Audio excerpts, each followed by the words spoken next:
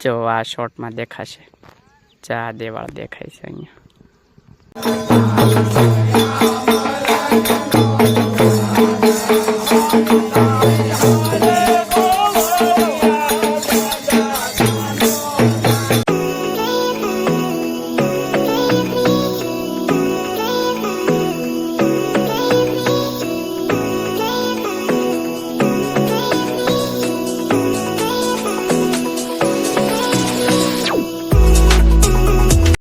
નમસ્કાર દર્શકો, કેમ છો બધા? મજામાં? આશા કરું છું કે બધા મજામાં જ હશો. અને આજે દ્વારકા માત્ર ને માત્ર 5 કિલોમીટર દૂર રહ્યું છે અને સામે દેવળ દેખાય છે. હું આગળ બતાવું તમને ઝૂમ કરીને. અને આ બાજુ એક બાજુ જો સૂર્ય અને એક બાજુ મસ્ત દ્વારિકા. જો આ શોર્ટમાં દેખાશે, ચા દેવાળ દેખાય છે અહીંયા ફોકસ. અને ત્યાં આપણે પહોંચવાનું છે, આટલું હજી આઘું છે અને આયલા જાવી છે. મસ્ત બ્લોગની શરૂઆત દ્વારકામાં થઈ ગઈ છે. તો જો દ્વારકાધીશનું મંદિર અહીં દેખાય છે અને ધજા કેસરિયા કલરની છે. એ તો આપણે ત્યાં જવાનું જ છે. અને પાસે ઘણાય પોગી જાય છે. હવે માત્ર 5 કિલોમીટર છે, 5 કિલોમીટર આયલા જાવી છે. ખાલી આમ ધજા દેખાય તો આજ આમ મસ્ત અહેસાસ થાય છે.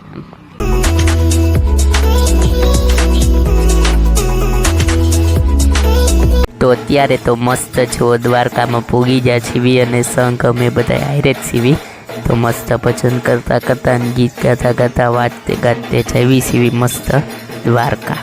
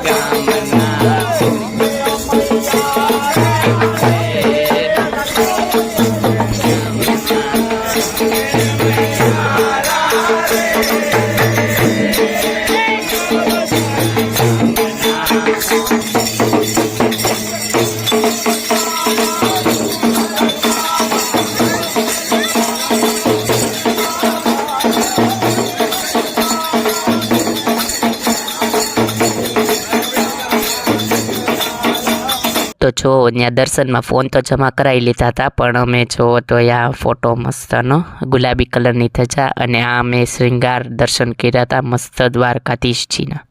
તો દ્વારકાધીશજીના દર્શન કરીને તો મસ્ત એક દ્વારકાની ફેમસ રેસ્ટોરન્ટ છે શ્રીનાથ ડાઇનિંગ હોલ, ત્યાં અમે જમવા ગયા હતા. મસ્ત જમવાનું હતું અને ત્યાં અમે જમ્યું તો જો પાપડ ને છાશ ને રોટલી, 4 જાતના શાક, અથાણા ને એવું બધું.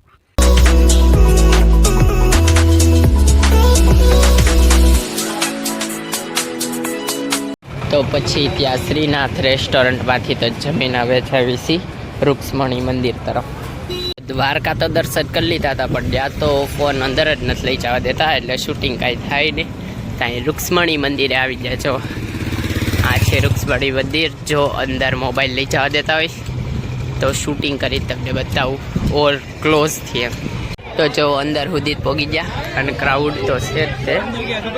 જો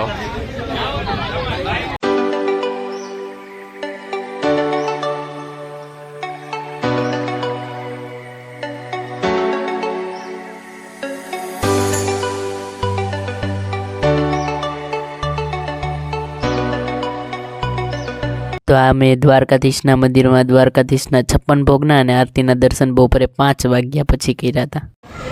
તો બપોરે તો જમીન અને પાછા વયા ગયા હતા દ્વારકાધીશના દર્શને. તો આજે મસ્તના દર્શન થયા, 56 ભોગ હતા અને આરતી હતી, મસ્તના દર્શન થયા. અત્યારના દ્વારકાના એસટી બસ સ્ટેશને આવતા રહ્યા છે અમારા બસની વાટે. અને હું જાઉં છું પોરબંદર.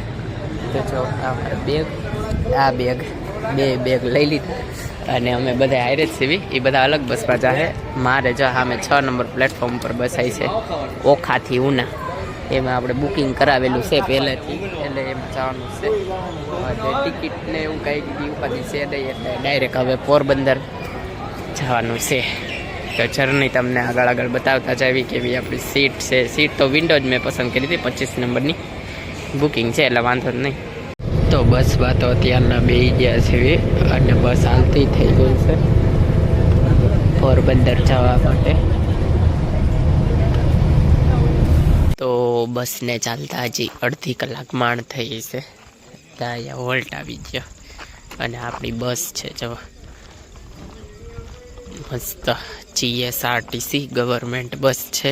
એમાં આપણું બુકિંગ 24 નંબરની આપણી વિન્ડો સીટ જાય રહી. આ ભાઈબંધ બેઠો ને પાછળ. અને બસ હું તમને કહી દઉં ક્યાંથી ક્યાં હાલે છે. તો બસ હાલે છે ઓખાથી ઉના. જો અહીંયા દેખાતું નથી, ટોર્ચ કરો જો. ઓખાથી ઉના વાયા પોરબંદર, માંગરોળ, વેરાવળ, કોડીનાર થઈને જાય. અને અત્યારે હોલ્ટ 5-10 મિનિટ. તો રાત્રે 11 વાગે પહોંચી જાય છે માસીના ઘરે. અને જમવામાં જો મસાલા પાઉં છે મસ્ત, અને આગળ કોબી આ ફ્રાઈડ રાઈસ છે. અને 11 વાગે પહોંચી જાય છે, જમી લેવી હવે મસ્ત. તો મસ્ત માસીના ઘરે તો પહોંચી જાય છે. અને અત્યારે તો અમારા ઘરથી બ્લોગ કન્ટિન્યુ કરીશું. એટલે ઘરે તો મેં કીધું એમ આગલા બ્લોગમાં કીધું પહોંચી જશું, પણ આ બ્લોગ ધીમે ધીમે આવ્યા રાખે છે. તો ત્યાં પહોંચીને પછી જમીન અને સૂઈ જ ગયા હતા, કારણ કે બહુ થાકી ગયો હતો. રાતના 11 વાગી ગયા હતા. તો આ બ્લોગને એને એન્ડ કરી દેવી. અને હજી આગળ હવે પોરબંદરના રેલવેના બ્લોગ આવશે, તો આ બ્લોગને એન્ડ કરવી. જો તમને આ બ્લોગ ગમે તો લાઈક કરજો, શેર કરજો અને મારી ચેનલને સબસ્ક્રાઈબ કરજો. તો મળીએ આગળના બ્લોગમાં. ત્યાં સુધી બાય. અને હા, ખાવાનું પીવાનું મજાની લાઈફ. અને હા, જય દ્વારકાધીશ. Bye bye.